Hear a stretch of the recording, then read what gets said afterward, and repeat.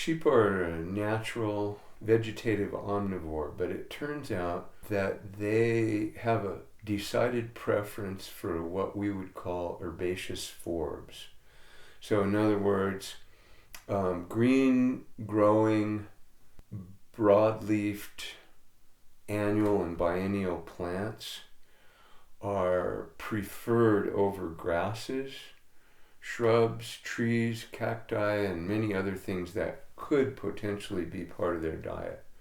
They make great weed control animals because of their preference for a particular kind of plant. But secondly, they are extremely thorough masticators. They are ruminant animals. They have 4 stomachs, so they do have a very efficient fermentation chamber where they are processing the more resistant elements of their diet, the things that would contain a lot more lignin and undigestible carbohydrate matter.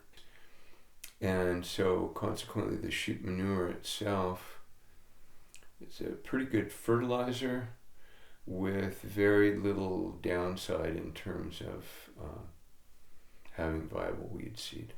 The overall mature body size of most breeds of sheep and goats puts them in a range where soil compaction is of minimal concern in most cases, but the shape of their foot and the way that they move is sufficient to press organic matter into the first half inch or inch and a half of soil, depending on the texture and moisture and so forth, which helps to incorporate the organic matter into the soil and bring it into contact with the microbes in the soil that will work at breaking down that vegetative matter and incorporating it into the A horizon of the soil, which is the real significant life zone in the soil.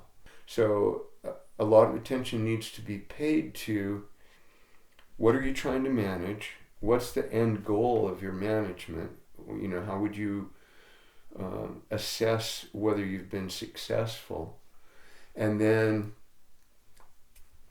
what's the potential downside?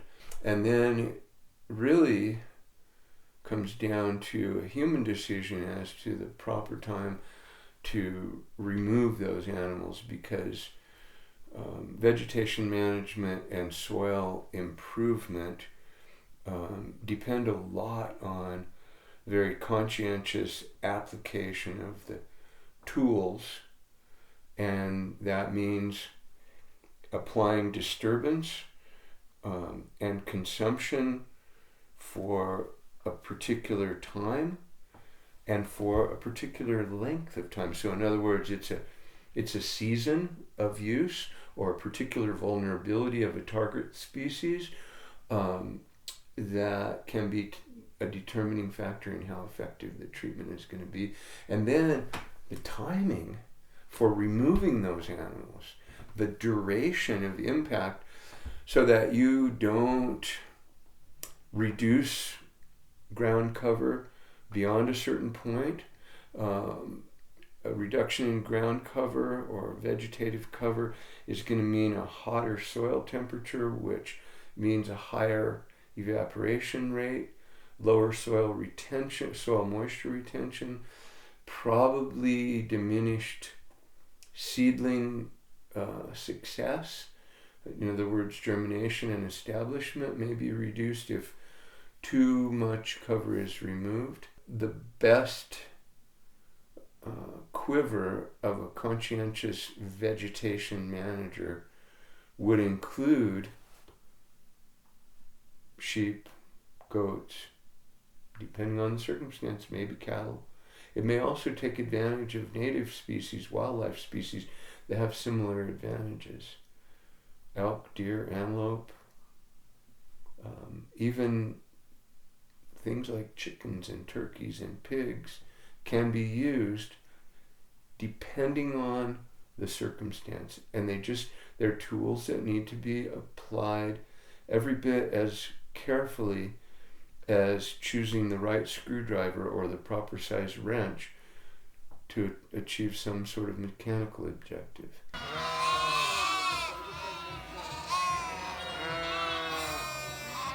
If you're going to keep predators out, in most cases, what seems to work is having guard dogs. I would say my concerns would be very different as a manager of sheep for weed control based on where we were doing the work, because it's a big difference in a urban environment where you have a lot of town dogs, a lot of curious and well-meaning people. Out in the wild backcountry, it's a whole different world. We have used the sheep last 2 years.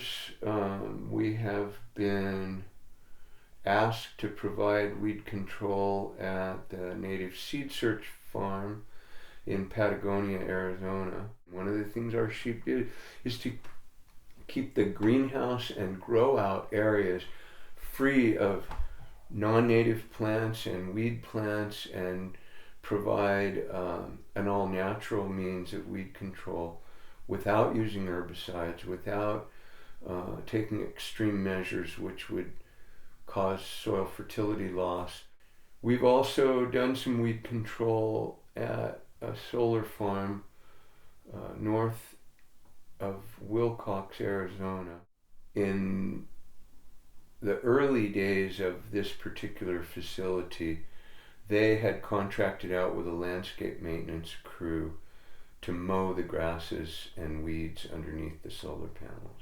Unfortunately, almost every time the mowing crew came out to do routine maintenance, they shattered solar panels and shut down portions of the array and cost the company, the managing company, significant income and significant cost for repair of the damage.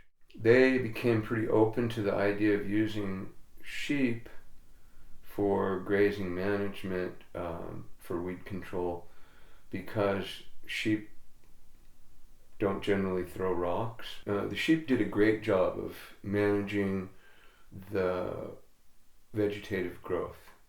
That was not an issue. We had huge losses.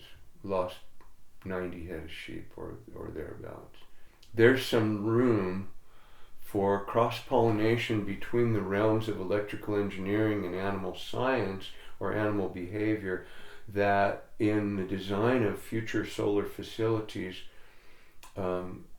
consideration for the needs of livestock management, who can be a very cost-effective way of maintaining these solar production facilities, would be a real benefit. I think getting multiple uses out of the same piece of ground is a direction that we're going to see most advocates of sustainable lifeways pursuing.